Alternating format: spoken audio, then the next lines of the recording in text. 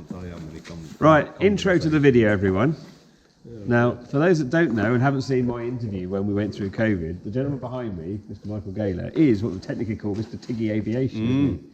And Mark and Michael have been working extensively with input from me over the last couple of years. Probably more you than me. Probably more than me. To try and design the new TiggyV2. Now, those that know my machine know I've got a Tiggy on there, but we wanted to go one step up from that. And I've got a CHT, I've got a Taco, and I've got a Tiggy. 3 things. And yours does a bit more than just 3 things now, doesn't it? So the TiggyV2 hasn't got the case yet. Hasn't got the case, but this is the first time we've seen this product, and it's got a few more bells and whistles.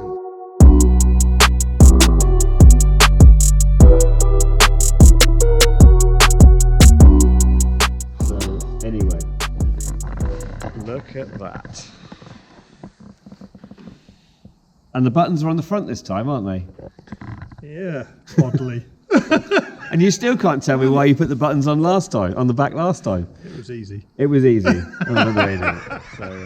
Mr. Tiggy, would you like to explain what you've done, what wizardry you've done? What wizardry have I done? I wouldn't call it wizardry, but we've got RPM, which plugs into here, and that will go to your Flux capacitor. It might do. Thermoflangiplast. The coil wire. The coil wire, yeah, and ground. We've got instant litres per hour, flight time remaining. If you were flying, it will give you a remaining time in flight given the amount of fuel you've got. Actual flight time in minutes. CHT1 and CHT2.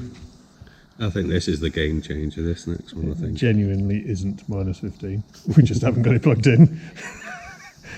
That is awesome. Obviously, temperature, which is the temperature outside. Don't skip it. It's an altimeter. It is an altimeter, yep. You've gone next level now, haven't you? That's a game changer. And that's QNH, isn't it? So you can set it. Yeah. So if we do a long press and let go, we can set the size of the tank. So whatever size tank we want. The low wall fuel warning. You can set your QNH value, whatever it happens to be today. 997. What is it? 997. Is it? Is it really? Yeah, it's miles away, isn't it?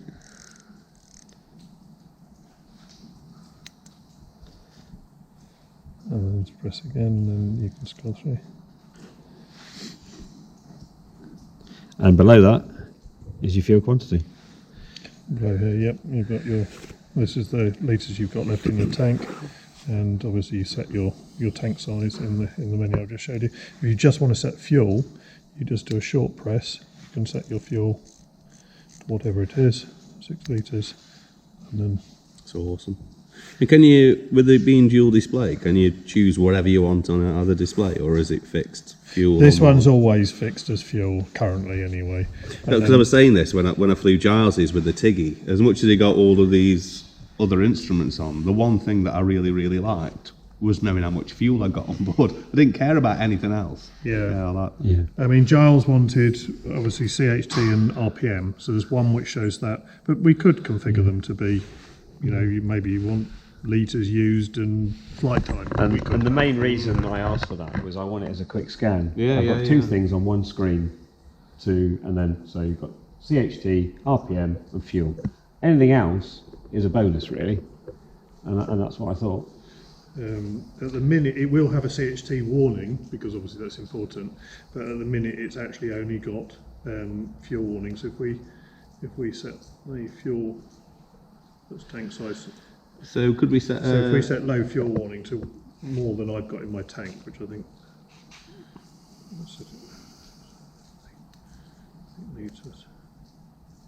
There we go. So we get a fuel warning. Yeah. It changes to. Obviously, your flight remaining time, you can't get off it until you accept it, and then you can go somewhere So it's like else. a master caution. Yeah. So I assume could set a max RPM and a max CHT as well. You could, yeah, if that's something that you want. You like coding, don't you? No. I hate it, actually. It's funny because me and Giles were sitting there the other night over a brew, deciding on how many lines of code we could make you write. I could tell on the phone when we were. So Michael and I have been chatting over the last couple of weeks and over the last couple of years, trying to sort of put ideas together to how this could improve. And your will to live was slowly waning. The more, and you just went to me. I've had enough. I've written 1,000 lines of code today. I had enough. That's true. The other thing I like about this is the power supply. Yeah, so the power supply, USB. Power bank, yeah, USB-C. Bro. You know what comes as standard with the power bank? What's that? The new Raptor. Does it really? Yeah, no. So if you buy a power bank, you get a Raptor with it. That sounds like a bargain. Free Raptor with every power bank. So those that don't know what a Raptor is, it's the aircraft that's over there, and Mark has allowed me, once he's flown it, to do a review video of the new You'll be Raptor. second flight. I'm not allowed to be first flight. It's definitely second flight. But we'll cut. That's not about. This isn't video about the Raptor. It's about the TiggyV2. Which will also come as standard on the Raptor. There you go. Very good. I think this is genuinely for me a game changer because it's everything all in one. It really is. Yeah. Perfect. We just need to decide what extra features you need then. We can get it cased up. Christ, where's your lobster into? Where do you go? So, I think a good thing to do first would to be put it in the field and let's go fly it for a bit. I said to you, we're going to go and break it. We need to go and break You it for a do. bit. Yeah. Because Absolutely. again, I'm sitting there and going, is it? Because it's actually quite a nice display, isn't it? It's sharp. I love that it's portrait as opposed to landscape because that lends itself. Why did you make it landscape before? We've tried to take all the bits we didn't like out of the last system, really, haven't we? And go, we didn't like that. We didn't like that. You know, Paramotor World. It would fit Make there, a wouldn't watch, it? couldn't you? But you don't like paramotors. I don't like paramotors. I don't like paramotorists. Don't unsubscribe because he said that, please. That'd make a good wrist, wouldn't it? A good watch. So anyway, a bit of a short video today. Hopefully it's given you a little bit of a flavour of what goes on in the background when we're trying to make Michael's life a bit more interesting in the evenings. And so you're going to have to write more code now, aren't you?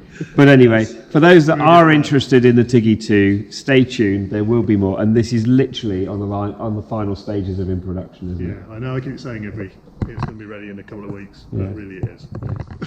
Chris, for you, I know we've spoken a long time, and my friend David. I've got about a million on order. There's like hundreds of people around the world that are waiting for these, and I'm like, a few more weeks, okay, no problem. Just another 200 emails I'll just send out tomorrow. We are in the final stages, so stay tuned. If you want to know any more information, drop a comment or go and look at Tiggy Aviation or MicroAviation's website. Okay, anyway. So, I think you've had enough of us right now, haven't you? Let's go look at the aircraft. Okay. And other than that, hope you enjoyed the video. Until next time, everybody, fly safe.